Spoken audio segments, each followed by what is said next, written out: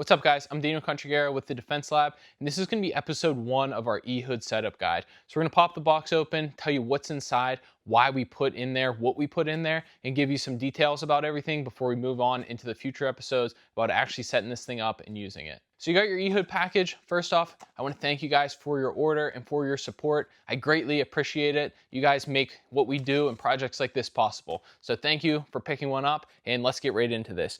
You scan the QR code on the side of the box, and that brought you to this video. So let's open it up. First thing you'll see is the live blade in here. That's going to be inside of your sheath. And then in the white box here is going to be our trainer.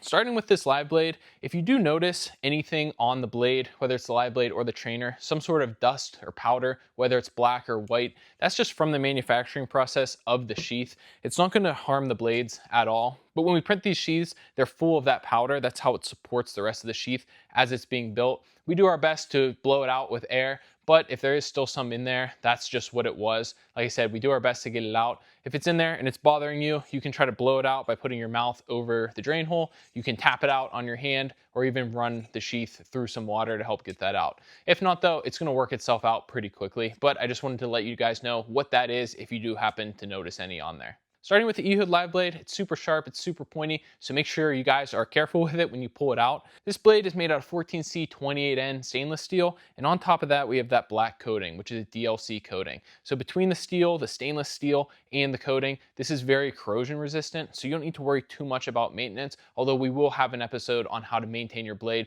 keep it from rusting, and keep it sharp. But as a general sense, you don't have to worry too much about this, especially with the drain hole in the bottom of the sheath here.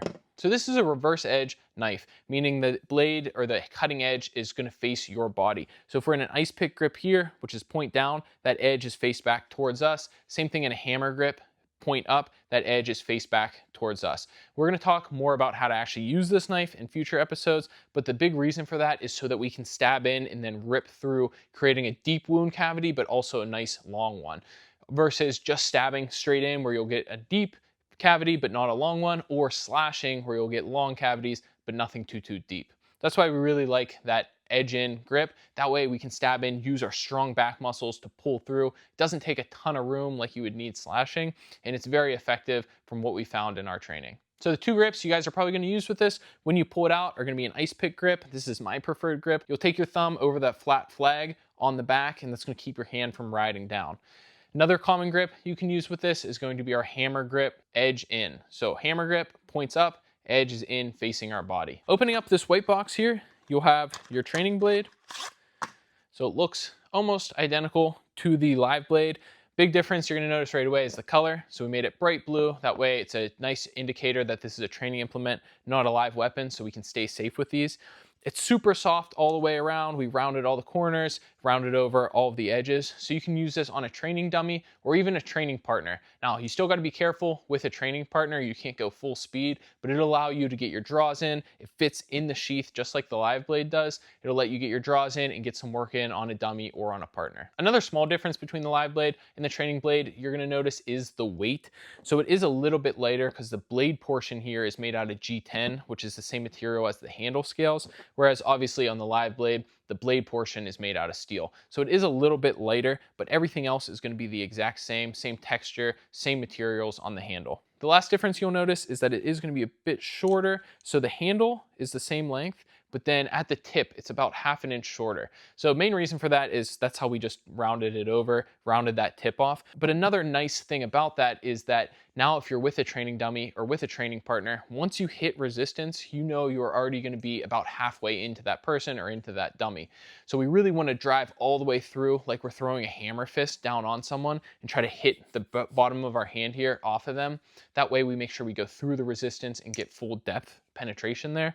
But it is a nice thing that before you hit resistance, you do know that you would be about ½ an inch in. And then finishing with the sheath. So these are our V2 sheaths. They're super nice, super slim and comfortable. We're going to talk in future episodes about how to set these up, how to adjust the clip around, and where you may want to carry this.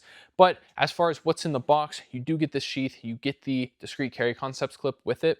These sheaths are ambidextrous, meaning the blade can go in facing off to the one side or to the other, and it will also fit our trainer.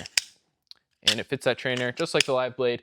in both directions. This is really nice because you can throw the sheath down into your pants wherever you carry it. You can throw the trainer in, get a few reps in before you walk out the door, take the trainer out, throw the live blade in, and then you can walk out, go on with your day after getting a few reps in with your setup. One thing you'll notice with your sheath when you first get it is that it's pretty tight and a little bit gritty going in and out with the live blade or the trainer. There is a bit of a break-in period. We preload these flexures on the sheath so that once you're through that break-in period, you have nice even retention, but you have to get through that break-in period first. Same thing with the grittiness, that's just part of the manufacturing process. It'll polish out pretty quickly. We need about 10 or 20 reps to get through that break-in period. So you can grab your live blade or you can grab your trainer. I'd suggest your trainer when you're first starting out, and you can either put this in your pants where you want it and get some draws in, or you can just hold it in your hand, get some cycles in, going in and out, both directions of the sheath. About 10 or 20 of those and you'll get through that grittiness, you'll polish it out, and you'll get through that break-in period of that super tight retention, and then you'll be good from there on out. So that's everything that comes in the box: